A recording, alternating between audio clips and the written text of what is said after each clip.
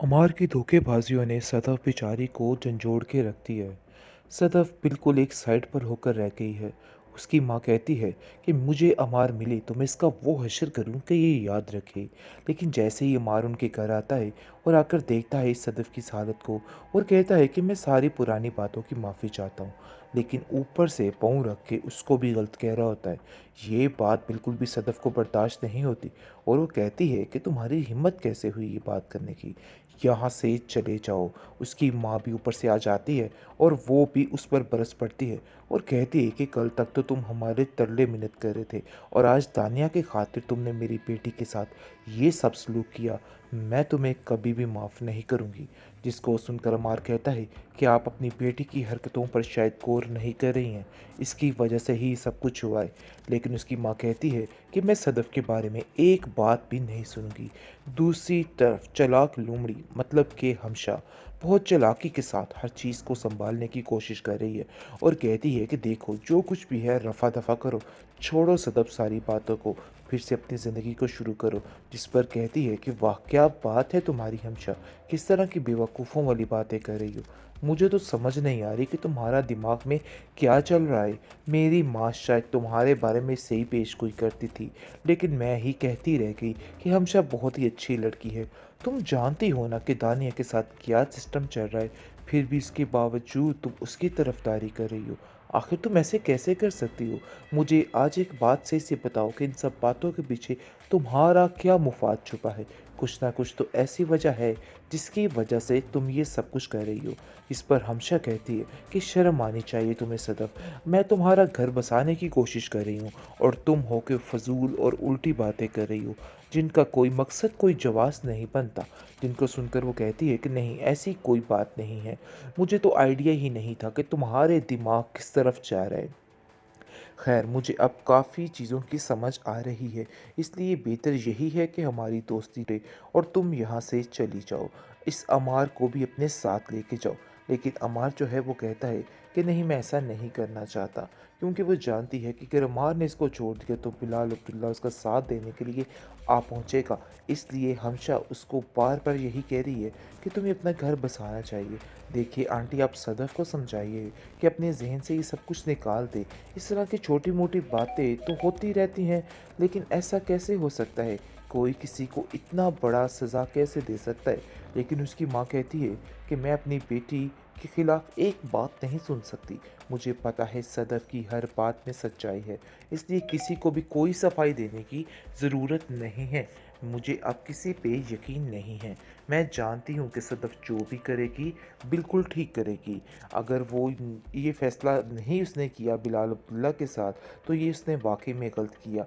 आज मैं इस चीज़ को समझा रही हूँ उसको, लेकिन शायद मेरी ही गलती थी।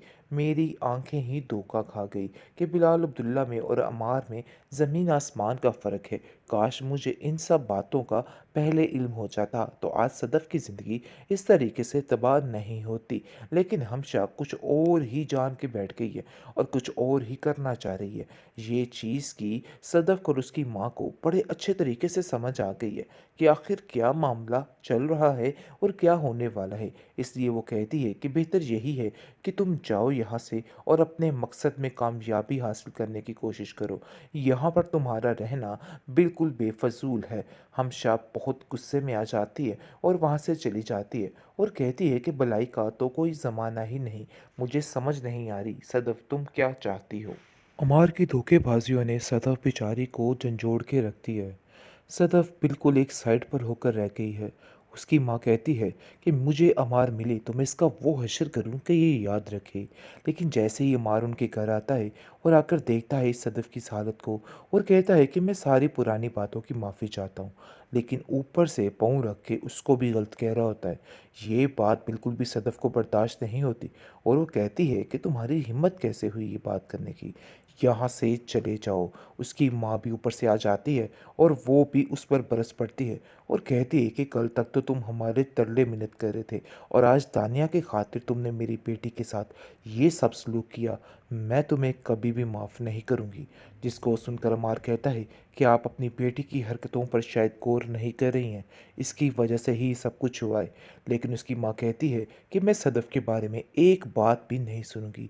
दूसरी तरफ चालाक लोमड़ी मतलब कि हमशा बहुत चालाकी के साथ हर चीज़ को संभालने की कोशिश कर रही है और कहती है कि देखो जो कुछ भी है रफ़ा दफ़ा करो, छोड़ो सदफ़ सारी बातों को, फिर से अपनी ज़िंदगी को शुरू करो। जिस पर कहती है कि वाह क्या बात है तुम्हारी हमशा, किस तरह की बेवकूफ़ों वाली बातें कर रही हो। मुझे तो समझ नहीं आ रही कि तुम्हारा दिमाग में क्या चल रहा है। मेरी माँ शायद तुम्हारे बारे में सही पेश गोई करती थी, लेकिन मैं ही कहती रह गई कि हमशा बहुत ही अच्छी लड़की है। तुम जानती हो ना कि दानिया के साथ क्या सिस्टम चल रहा है, फिर भी इसके बावजूद तुम उसकी तरफदारी कर रही हो। आखिर तुम ऐसे कैसे कर सकती हो? मुझे आज एक बात सही से बताओ कि इन सब बातों के पीछे तुम्हारा क्या मुफाद छुपा है? कुछ ना कुछ तो ऐसी वजह है जिसकी वजह से तुम ये सब कुछ कर रही हो। इस पर हमशा कहती है कि शर्म आनी चाहिए तुम्हें सदफ। मैं तुम्हारा घर बसाने की कोशिश कर रही हूँ और तुम हो के फजूल और उल्टी बातें कर रही हो जिनका कोई मकसद कोई जवाब नहीं बनता। जिनको सुनकर वो कहती है कि नहीं ऐसी कोई बात नहीं है। मुझे तो आइडिया ही नहीं था कि तुम्हारे दिमाग किस तरफ जा रहा है। खैर मुझे अब काफ़ी चीज़ों की समझ आ रही है, इसलिए बेहतर यही है कि हमारी दोस्ती रहे और तुम यहाँ से चली जाओ। इस अमार को भी अपने साथ लेके जाओ।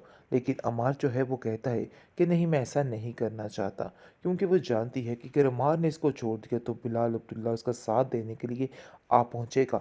इसलिए हमशा उसको बार बार यही कह रही है कि तुम्हें अपना घर बसाना चाहिए। देखिए आंटी आप सदफ़ को समझाइए कि अपने जहन से ये सब कुछ निकाल दे। इस तरह की छोटी-मोटी बातें तो होती रहती हैं, लेकिन ऐसा कैसे हो सकता है? कोई किसी को इतना बड़ा सज़ा कैसे दे सकता है? लेकिन उसकी माँ कहती है कि मैं अपनी बेटी के खिलाफ एक बात नहीं सुन सकती। मुझे पता है सदफ़ की हर बात में सच्चाई है, इसलिए किसी को भी कोई सफाई देने की ज़रूरत नहीं है। मुझे अब किसी पे यकीन नहीं है। मैं जानती हूँ कि सदफ़ जो भी करेगी, बिल्कुल ठीक करेगी। अगर वो ये फ़ैसला नहीं उसने किया बिलाल अब्दुल्ला के साथ, तो ये उसने वाक़ई में गलत किया। आज मैं इस चीज़ को समझा रही हूँ उसको, लेकिन शायद मेरी ही गलती थी। मेरी आँखें ही धोखा खा गई कि बिलाल अब्दुल्ला में और अमार में ज़मीन आसमान का फ़र्क है। काश मुझे इन सब बातों का पहले इल्म हो जाता, तो आज सदफ़ की ज़िंदगी इस तरीके से तबाह नहीं होती। लेकिन हमशा कुछ और ही जान के बैठ गई है और कुछ और ही करना चाह रही है। ये चीज़ की सदफ़ और उसकी माँ को बड़े अच्छे तरीके से समझ आ गई है कि आखिर क्या मामला चल रहा है और क्या होने वाला है। इसलिए वो कहती है कि बेहतर यही है कि तुम जाओ यहाँ से और अपने मकसद में कामयाबी हासिल करने की कोशिश करो। यहाँ पर तुम्हारा रहना बिल्कुल बेफजूल है। हमशा बहुत गुस्से में आ जाती है और वहाँ से चली जाती है और कहती है कि भलाई का तो कोई ज़माना ही नहीं। मुझे समझ नहीं आ रही सदफ़ तुम क्या चाहती हो?